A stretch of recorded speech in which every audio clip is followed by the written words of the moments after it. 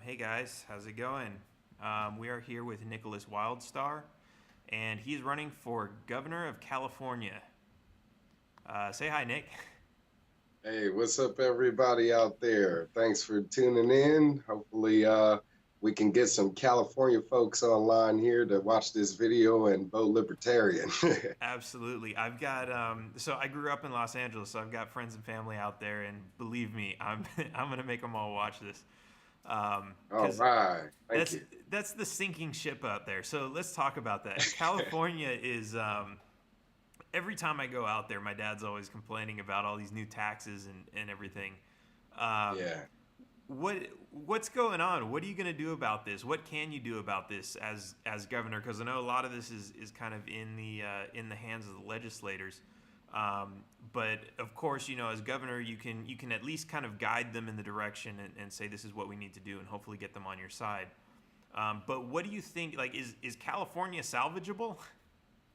Oh, yes, indeed. California is the fifth now. Now it's the fifth largest economy in the world. So it definitely has budding industries and, of course, a booming economy, but it sort of hits a standstill when it comes to trickling down to people of the community. So because of that, we do have the highest rate of poverty in the entire nation, as well as the highest number of homeless people in the entire nation. So it's a matter of income inequality.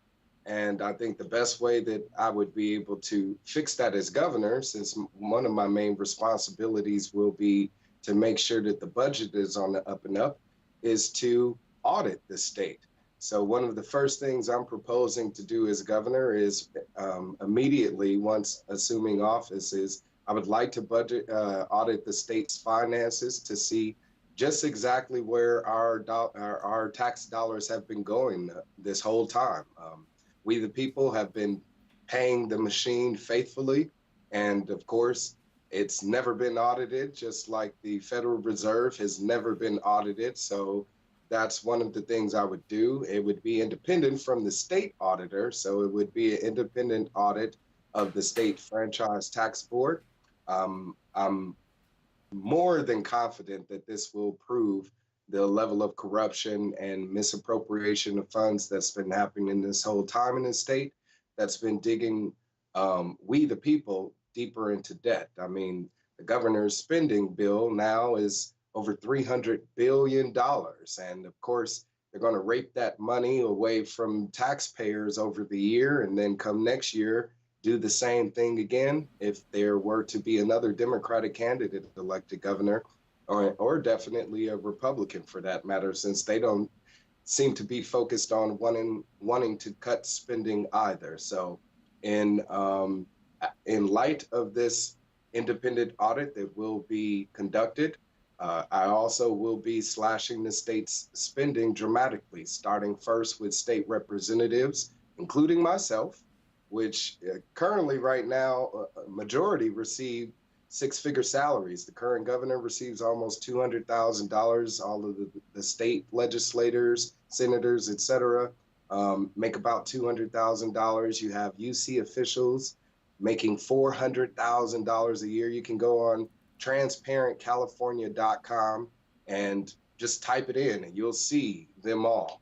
So we're spending a lot of money on state employees. We, the people, are taxpayers of this state, and it needs to stop. So I would start first with cutting state employee salaries, including my own, to make it under $100,000 and make the state more affordable in that light. Also, with regards to the overtaxation in the state that your father's, tends to be complaining about, and majority of people here in California are complaining about. As governor, I'm proposing a different tax plan moving forward, and hopefully it will be one that state legislators end up supporting, especially if I am elected governor and will be the voice of the people of this state. So I've evolved to the point to where now I'm offering to the people of California that I would like to cut all taxes completely. Before, I was saying I'd like to eliminate the income tax. I'd like to eliminate the property tax and flatten the sales tax. But at this point, after speaking with many people throughout the campaign trail and hearing them being taxed for absurd, amounts of things, property tax and the gas tax and excise tax, one after another, is just tax on top of the tax and tax. You're paying half of your income on taxes. So I would like to eliminate all taxes and replace them with a good faith tax. The good faith tax is just like anyone of any financial class or whatever is able to contribute however much that they want. They will be contributing on good faith to help those in their society, in their local communities, and that money will stay locally. It won't go out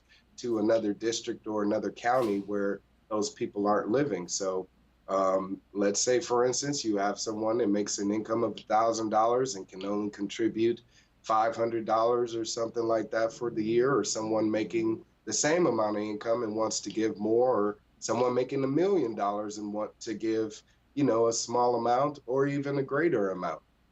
Those people that will be contributing, that money will stay local. So if you're complaining about your shoes or schools and streets and all of that being of low quality, you will have no one to blame except for yourself because all of that will be funded by you. And it'll I would like to reform the tax code and the tax form and allow people to be able to opt in as to where they would like their tax dollars to go. So if I contribute $100 and I want, all of it to go towards education, then I want to be able to check that on a box. So I want to provide that to the taxpayers to where now when you provide your tax payment, your contribution now towards helping those in your community, you will get to choose where that money goes. So, and again, this is all in light of me being liberty-minded and keeping in mind the non-aggression principle of us forcing each other to do something that we don't want to do. I don't want to have to fund a welfare family where they have 4, 6 kids. Yeah, that's not my choice. I don't want to have to fund children going to school because I don't have kids. I want to be able to save my money to make sure that my family, my kids, my wife, and my life is provided for. And it's sad that we kind of shame each other for wanting to earn a living for ourselves and wanting to do for ourselves, but that's exactly what individualism is all about. If we go around saying we need to be providers of each other, then we have a extreme socialist environment that's going to go broke real quick and end up like Venezuela or something. Right.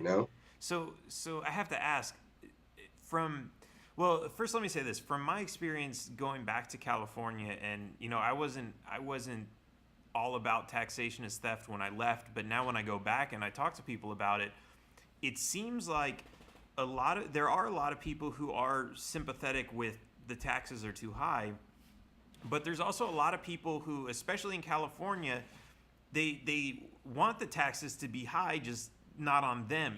They want it to be higher on the people who are making more than them, which is insane, because I've actually met some really wealthy people and retired people who are, they're saying the same thing, and it's like, these people are, you're kind of already in the 1%, and you're saying like you don't want to pay taxes, you just want these super wealthy. They even say the 1%, and it's like you're talking about people who are wealthier than you, and it's like really the only person who can't use that excuse is the wealthiest man on the planet, or the wealthiest man in the state, because there's nobody wealthier than him that he can say tax that guy more. Right.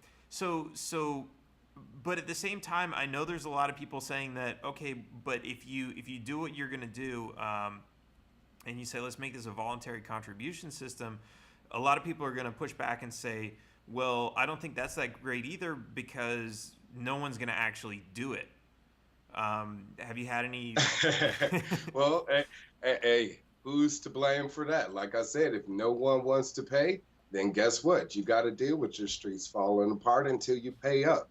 And we should want to contribute to our society. We're already doing it. We're doing it involuntarily.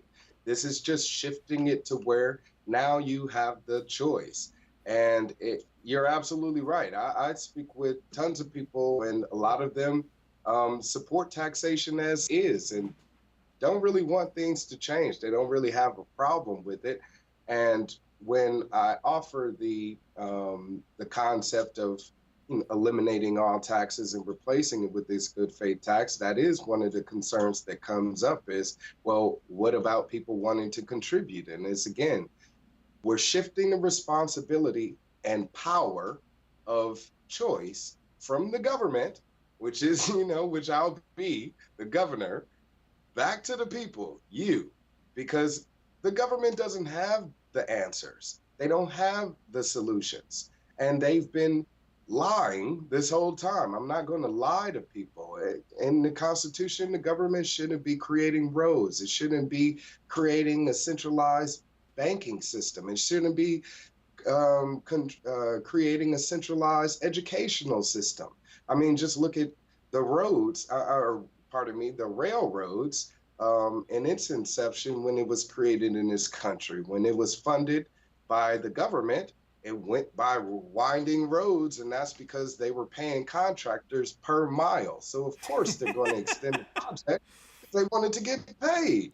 Right. But and it fell apart within 10 years. Along comes an independent contractor, someone who had their own money and said, I want to make more money. And he created a straight railroad from the east to the west, and it lasted over 100 years and became the same railroad tracks that Amtrak and other, transit systems use today. So it's sad that, again, we believe that government has all the answers to these problems, but history tells us it doesn't. So my rebuttal to those people that talk about the rich people don't want to help, I speak with tons of rich people, and they would love to help. They would love to help more than they already do, especially the business owners that, provide hundreds, if not thousands of jobs, and they're paying those people. So if anything, they're the ones that are creating jobs, not the government. But with them being taxed more, it prevents them from being able to pay their employees more, and prevents them from being able to create more jobs. It prevents them from being able to pursue more philanthropic endeavors. And I would say to anybody that does say, well, you need to be taxing the rich. What if you became rich? Would you still feel the same way? Right. Would you still feel like I need to take all of your money or half of your income? What if you earned it? What if you did like my man Chris Roofer, someone who has financially backed my campaign, who owns one of the largest tomato manufacturing plants in the entire nation. He started that business off of being a trucker, okay?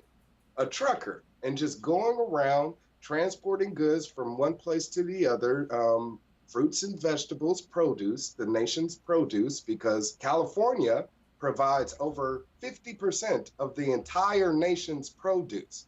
This state goes down, the entire nation goes down. So you want to keep those truckers moving. You want to keep those farmers farming. You want to keep the money moving in California. You want to keep the people doing what they do best, which is work. And if government gets in the way to prevent people from working and earning a living for themselves, then we're going to continue to see the problems that are happening in this state worsen and spread out countrywide. So now, what do you think? I heard someone, I overheard someone the last time I was out there, and this was, it sounded like they were getting into one of those heated political discussions, and they said, California's not going to break into 7 states. And I know there's that movement that's going on, and then there's also, I guess there's a small succession movement that's going on.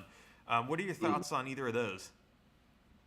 Well, believe it or not, that small succession movement is actually quite large. It has thousands of members, and the 7th state initiative has now been reduced to 3. and it is a proposed ballot initiative. So it will be on the ballot. Californians will be able to vote if they want to break up the state into 3 states. That measure passes, the next governor will have to move on that measure. So, excuse me, as the next potential governor of California, of course, as a leader, I want to provide more opportunities to keep the state united. And which is why I'm hoping that eliminating the taxation and overregulation that the state government has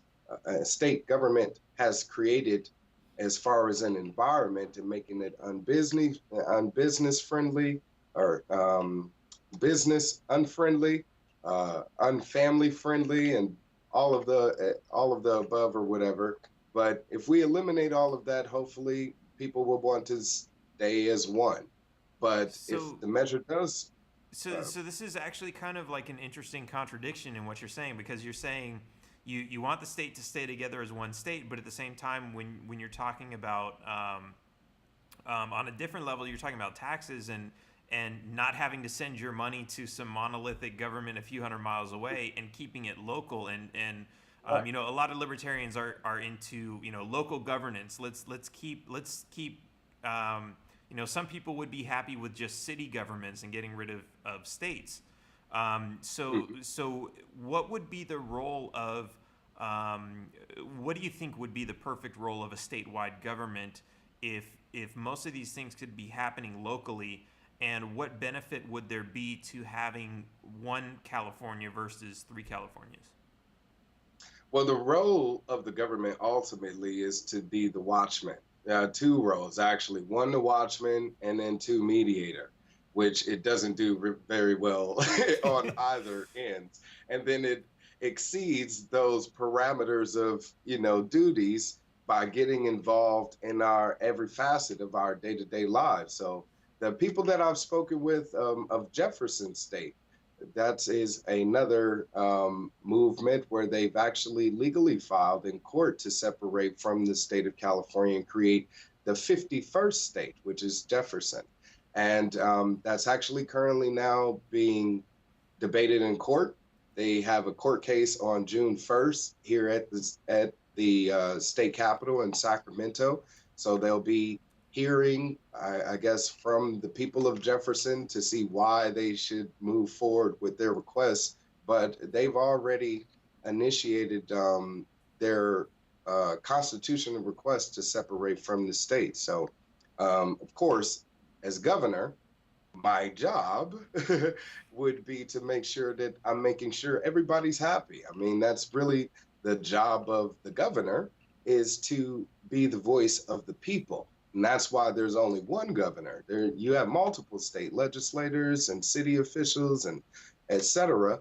And that actually needs to increase the number of representatives there locally in those cities in Northern California. And that's what needs to happen. And I think with more control on the local level, they'll be able to pass those measures and make sure that they are provided more representation, since they now have more control over what actually happens. The state won't be in control of that. When the people of Jefferson made their first proposal, the governor, or not even the governor, it didn't even get to his desk. The legislators ignored it pretty much. So that's why it's now being debated in federal courts, is because if it isn't passed, then it possibly could become a Supreme Court case and become, you know, an argument for any other state in the union that may want to create more states within themselves and, you know, grow our country. And I don't see anything wrong with that at all. If anything, it'd make my job easier as a governor, as I'd have a smaller area to govern. So, yeah, right. I mean, it works out beneficial both ways. That's interesting. For we the people. Right. And I read this book a while ago that it was pointing out that so when the U.S. Constitution was originally created, the idea was that none of the representatives in Congress would represent more than, I think it was like 10,000 people. And of Exactly. course, when back then there weren't that many people, and that would be a few hundred of them. But today, we're talking about, what is it? Is it 230 or 320 million people in the Here in U.S. California? in Oh, the okay. U.S. Nationwide. California has over 40 million people here. Right. I want to say it's 320 million nationwide. For some reason I get dyslexic. Dyslexic. I can't even say that word now. On that number.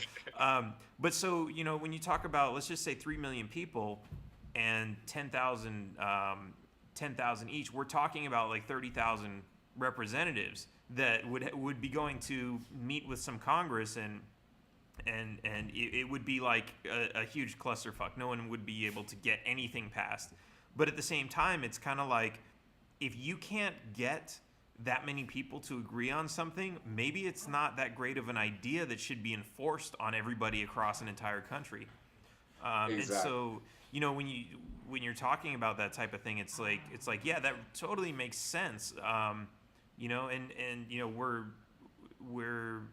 at the point where we have technology where it would be easier to get, if we had to cram 10,000 representatives, or even just for the state of California, if it's 40 million, what would that be? 4,000 representatives.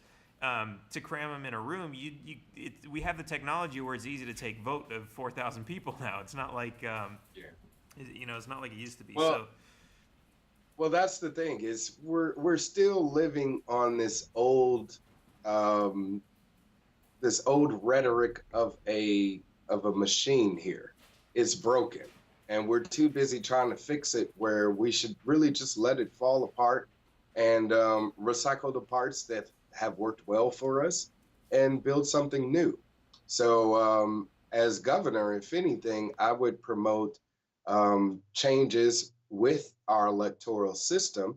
For instance, implementing some sort of a online voting system where the people of the state, all of them, since we have more people online that are registered to vote in the state of California, allow them to be able to vote online.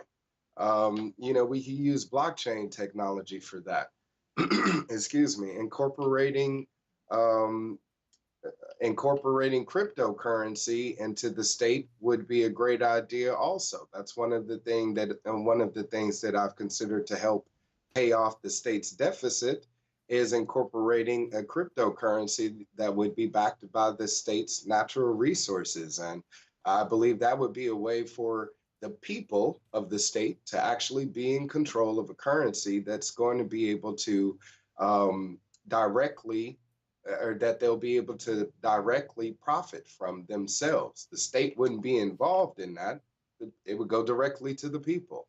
So I believe that these type of advancements would eliminate people's desire to feel as if they need to have government officials. So in an effort to minimize government, as a libertarian, I would implement these changes in hopes that people would gravitate towards them and start embracing them to do exactly as you said, stay away from this chaotic system to come, where you're going to have thousands of people in a room and that will never be able to come to an agreement. So if we do a 2/3 majority vote and give it to the people of this state, then I think that would create a better outcome. Right. And so you bring up another interesting point. I was going to say earlier that you have this this monster government, and at the same time, so we do have these people in office who are, and even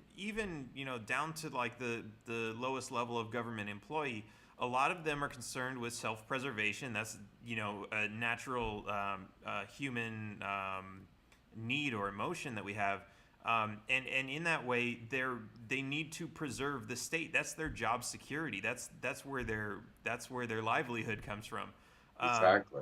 And so when you have people who are passing laws, they're typically not concerned with that. They're not concerned with what you're saying, which is essentially, let's give the tools to people so that they can govern themselves without needing these government overlords to come in and tell them how to do it for them. And I think, you know, if we had to ask why hasn't that happened so much before, it's the people who are looking to get into positions of government are typically looking for, you know, some type of power to use for themselves, or the money from these ridiculously large paychecks they're going to get, and they have no interest in like they have to protect their job security. If we don't need government anymore, they're going to be out of a job. And you know, you've got people they make fun of Bernie Sanders because he's never had a real job in his entire life other than being a politician. You know, what are they going to do? Well, that's the thing is, it's sad that one of the roles that we've delegated as politician has become self-serving, when it's really supposed to be a selfless position. You're supposed to be in that position as a representative of the people of the community, opposed to being one that is a representative of yourself and your own interests. Right. And it's sad that as someone who does care about other people, who does care about not only wanting to take care of their own life and make sure that they have a clean environment to live in and a healthy environment and have healthy choices, but make sure that other people do as well, is looked at as being someone that's suspicious if they want to get involved in politics. And that's one of the things that I've encountered time and time again since I've gotten involved in political activism.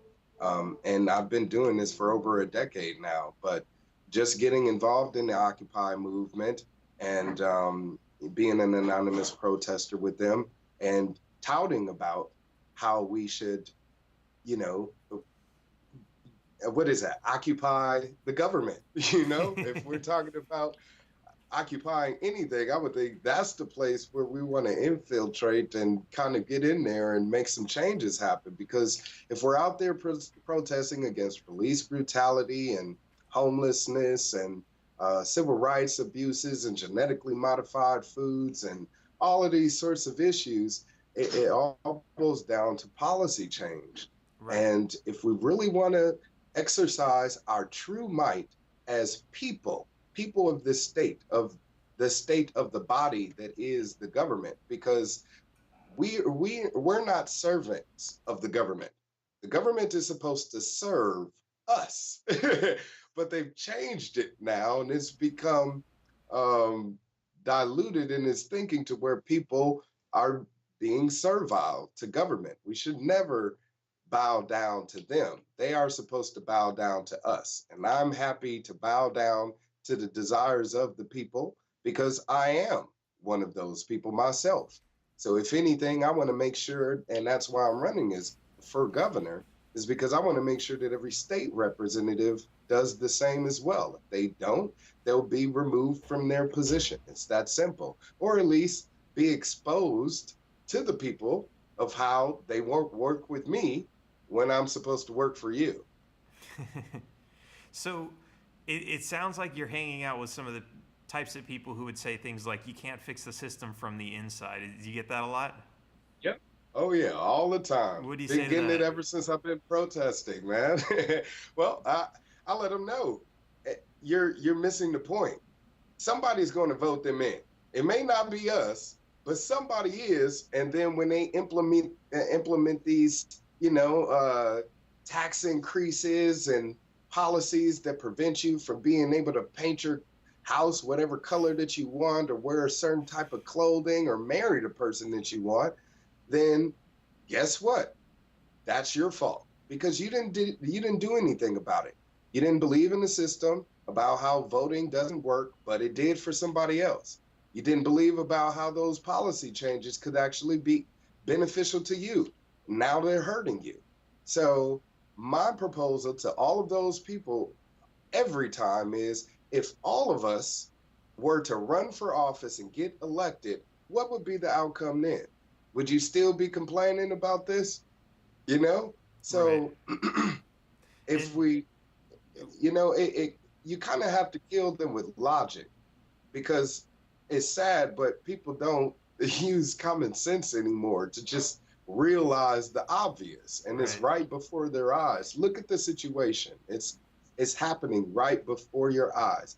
break it down. And what really pissed me off was when I first got involved in the Occupy movement, they claimed to be nonpartisan, didn't want to get involved in, any politics whatsoever, even though there were people involved that were part of the Ron Paul revolution, and that's how I kind of got turned on to him.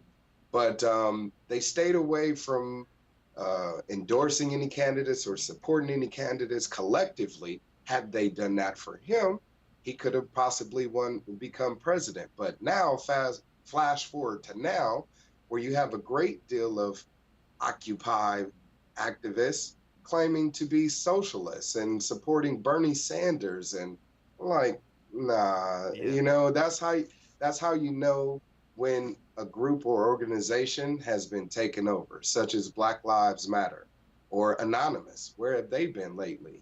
Have they been asleep at the helm? It's like, we're anonymous. We're not even wearing our masks. We out here doing it now because our mask is right here, Right. So we're never hiding behind anything. We're out there being active, and we can't be afraid to be active anymore. It's essential to our liberty and our freedom if we want to maintain it. Yeah, a lot of these people almost kind of seem like too, like the going back to the ones that say, don't vote. I've had people like going, like, yelling and screaming at me, "You're an idiot if you vote," and all this other stuff, and it's like, they say, and their reasons for it are like, things like it's a waste of time. So you're like, I ask these people Right. why they're so angry and yelling at me because I'm wasting my time, but at the same time, it's like, Yeah. we're talking about like 5 Right. minutes here. We're not talking about like you're gonna take a 5-week trek through Right. the mountains. And like, so that's But really because always the interesting to me. changes, because the changes, right, and that's because the changes are everlasting. And to me, I say to those people, look at what you're doing. All of your energy is counterproductive right now. If you really want to protest and rage against the machine, take your ass in that voting booth and show somebody. Vote for every third party candidate. Tell all of your friends to do the same. Don't support the old establishment at all, because that's Right. not what we're doing. I'm pretty sure you don't get in there like, let me vote Democrat. That and ain't gonna that's an fix interesting nothing thing at too. all, Like, especially if you're in the state of California and you vote for a Democrat. By God, I tell you, it's a shame wasted on vote. you. Shame on you. And you're going to regret it. It's a wasted What's vote that? because it's like the Democrat's gonna win, so you could Oh, have yeah. have spent the vote anywhere Yeah, of else. course. And another interesting argument I hear is that, like, the Yeah, voting and you systems can are expect rigged. more of the same. Well, they say the voting systems are rigged. Right. And But what I like to especially say here in now is, California. yeah, go ahead. Oh, yeah, I was about to say, especially here in California, because you got this top two primary, we could get stuck with two Democrats in the general election if people don't show up at the polls to vote for somebody else other than a Democrat. Right. So that's why I'm trying to tell people to vote Libertarian, because if you get me to go on the final stage with any Democrat, we'll have our first Libertarian governor in the state of California. That's right. Actually, let's talk about that for a minute because I don't know. I mean, I lived in California, and I don't know how many times I voted when I lived there, but I never knew this. I never knew how the system worked and how the primaries worked. So tell me a little bit about how this whole primary system works, because with the presidential, you have your Democrats, they all get together and pick one person, and the Republicans all get together and pick one person. The Libertarians do the same, and a couple other smaller parties do the same too. And then one member from each group comes together for the final presidential debate, which, of course, in the rigged system is just the Democrat and the Republican. But the California governor race is completely different from that. So tell me about how that system works. Well, we used to have an open primary, and then around 2010, they decided to move forward. Actually, they've been trying to pass this legislative change to our electoral system repeatedly for I believe since the 80s or so. But it is pretty much a way to rig the system, to rig the election to where the primary, you can have two candidates that get the majority of the votes, regardless of party. And then come the general election, they'll be the only two that you get to choose from as a voter. So it's pretty much rigged it to where now, because, as I was saying before, California is a blue state and ran by the Democrats, we could get stuck with two Democratic candidates come November. If the majority of the people that shows up for the primary in June vote for the two Democratic candidates. So we actually had an example of this happen in the last presidential race when we had two senators go head to head to replace Barbara Boxer, I believe. So Kamala Harris ended up winning that seat, and she's a Democrat. Her opponent was a Democrat. They both won the majority of votes in the primary, and then come the general election, we were stuck with only being able to choose between those two. So here in the state, the current governor, Jerry Brown, he actually just passed recent legislation to change the top two primary system to that open primary election again. Only it takes effect on the next election cycle. So this is the last top two primary for California. And with that bump up in the primary date, most likely it'll prevent candidates such as myself running on the Libertarian Party platform from being able to pick up the momentum in order to be eligible to get onto the ballot, because it takes a certain amount of time to either drum up the amount of signatures needed to, lock in your spot, or the funding, etc. So it kind of closes the gap and will prevent smaller parties that don't have as much funding as the, establishment parties from doing so. So it's crazy because people never follow the money, and they know that's all they need to do. Look at what, the Democrats and Republicans, they have tens of millions of dollars. And that's why, is because they want to lock it up. They want to prevent the little guy from being able to be heard. I myself, I'm being blacked out by the media. I'm not included in any polls. There's certain websites where you can go on and they'll list the candidates, including the other libertarian candidate running for governor, but won't list me. And that's because I'm really the threat to the machine. I'm really the threat to the establishment. And were more people to learn out about me and what I'm offering to do for the state, I'll most likely be able to win in a landslide. And I'm sure that if I get 15 minutes of fame here before June 5th, I'll be able to do exactly that and be able to sneak through to the top two in November. Awesome. So yeah, that's. Hello? Did I lose you there? Okay. I think we're on a delay. We got a delay picked up somewhere along this, but yeah. So it's an interesting struggle you have, and it's also interesting to see that you talked about in one of the senator races, there was a primary and two Democrats won. I was actually just thinking, maybe this is kind of a good thing, because if you have all your Democrat voters and you have too many Democrats on the ticket, they're going to be splitting all of their votes across all of these Democratic candidates. Does that actually happen, or exactly? So that does kind of help you, right? Well, that's the thing. It's because it will help me in the governor's race, because we have about 11. There's 27 candidates running for governor altogether, with the majority of them being stacked up on the Democrat side. You got about 11 Democrats, about 6 or 8 Republicans, I believe.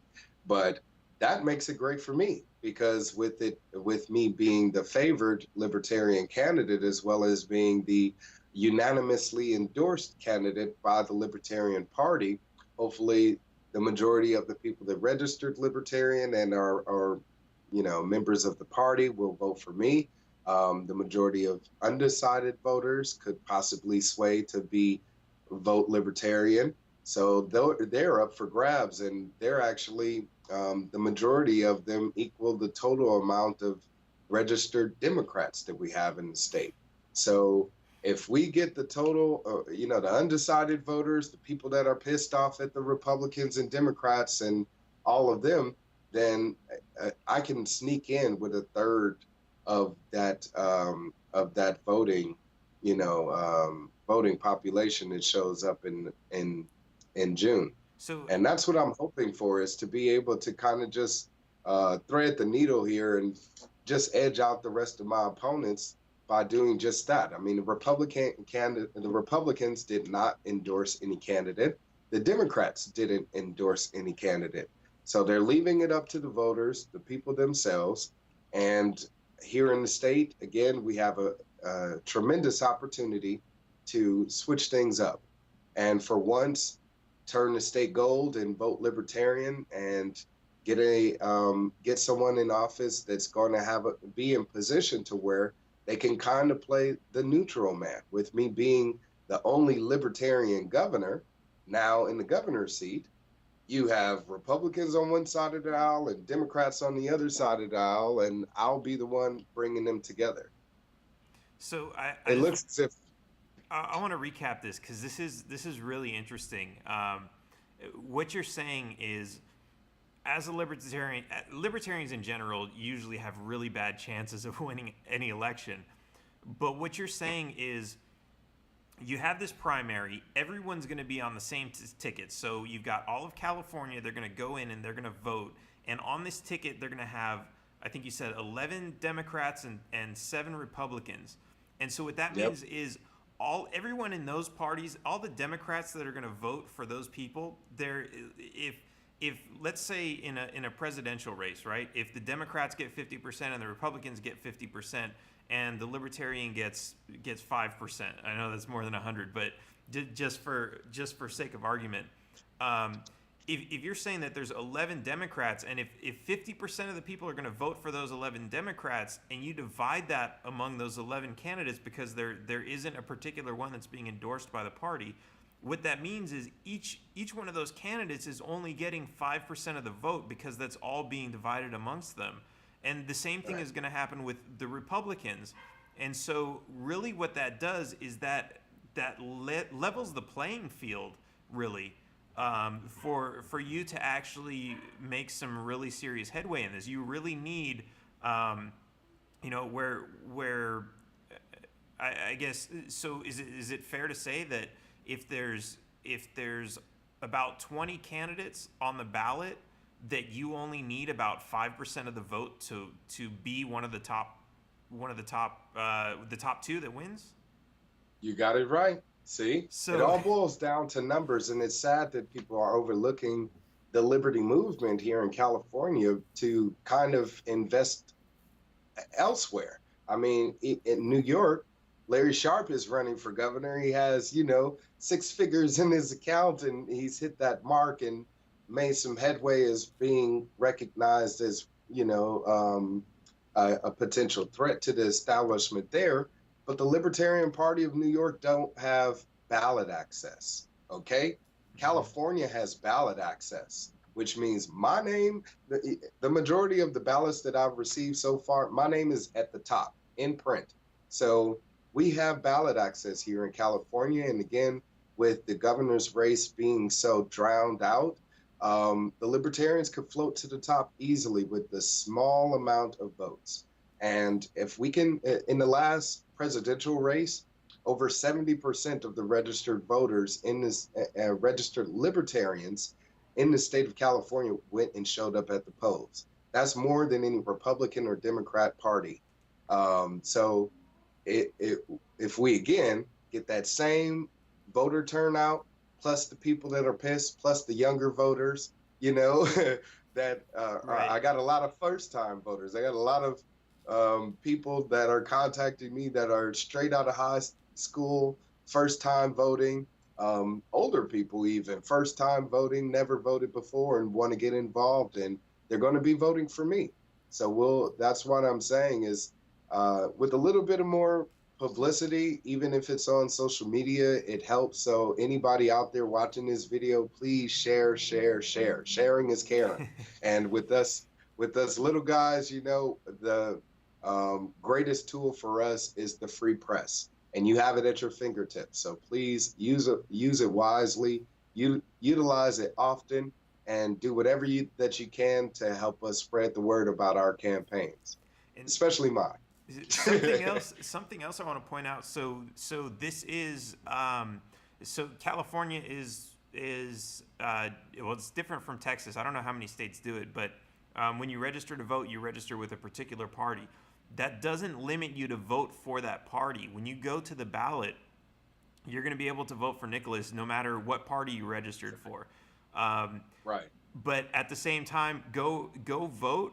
Go tell your parents, your cousins, your sisters, your kids, get everyone to go vote, because really, I mean, if the libertarians have a chance to take, we've been taking some small offices like, you know, like city council and you know, where we don't need a whole lot of vote, and where it's actually possible for us with very little money to go talk to everybody in an entire voting district.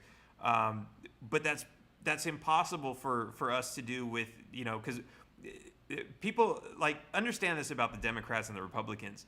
The reason they have so much money is because they're selling favors, and the reason the Libertarian Party doesn't have any money is because we're not selling favors, and so we're selling the truth. Exactly. And the truth is a hard sell. Believe it or not. It is, and it's we can't, you know, like the mainstream media doesn't, like, they'll talk about all kinds of crazy candidates, but they won't talk about us.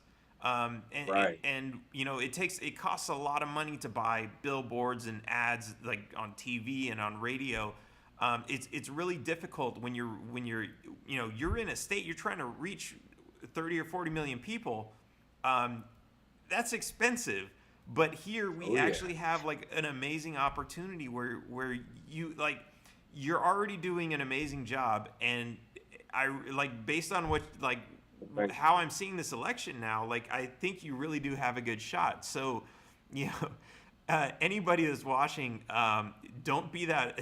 Don't let your brother or your sister or your mom or your grandmother be that one vote that you know he could have won with. Take your whole family out there and vote. Right. And you know, we got to talk. We can't talk about it anymore. We got to be about it. And yeah, you're right. This is a tremendous opportunity for the libertarians nationwide. It doesn't matter where you are. You should be investing into California however that you can, especially this gubernatorial race. And I'd end up being the first libertarian governor of a state. And it would be one of the largest states in our entire nation, and we would have an opportunity to show as an example of how libertarianism works, and that would set the stage for whatever presidential candidate that comes along. We need a libertarian governor to do that. So help me, please. And if it works, if you can get anything to work in California, it's like California is kind of like, everyone copies California in some ways it's good, some ways it's bad, but like the legalization of marijuana they've been doing for, you know, they started with the medicinal stuff way back, and yeah, they really do lead on a lot of different things. So if we can and the ideas that I have would change the entire nation. I mean, especially with my idea to help out the homeless. I'd like to start building 3D homes. You can build these 3D homes for less than $4,000. Cities like Los Angeles, you know, and Skid Row, where they have thousands of homeless people, this would be an innovative way to help get them off of the street, as well as would be a extreme technological advance, since we'd now be using this 3D printing technology to build homes. So if we can do that here in America right now, it's actually being tested in El Salvador to help the homeless population there. And I would love to do that here in the state of California. In LA alone, they've earmarked over $2 billion to help the homeless. Imagine how many homes that could build, you know? Right. So, and of course, that money never gets where it's going. Oh no, it won't either. They're still sitting on it, Yeah. talking about where is it going to go? What should we do with it? They're gonna build a And golf then they do course and that all day and say, you know what, lunchtime.